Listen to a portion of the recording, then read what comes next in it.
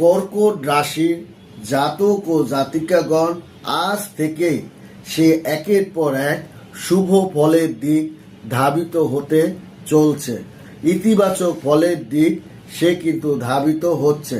শুধু তাই নয়, এই সপ্তাহে আপনার ভাগ্যে একটা পুরোপুরি আপনার সুফলতা পূর্ণতা লাভ করতে চলছে। কর্কট রাশি জাতক ও জাতিকাগণ আপনার ত্যাগের একটা ভালো ফলাফল আপনি পাবেন।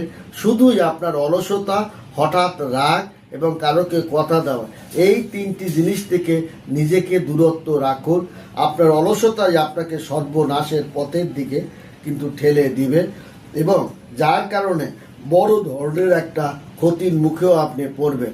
আপনার অর্থনৈতিক একটা ধার, আপনার অর্থ আপনি কারোকে দিয়েছিলেন, সেই সঠিক সময় সে অর্থটা নাও পেতে পারেন এবং আপনার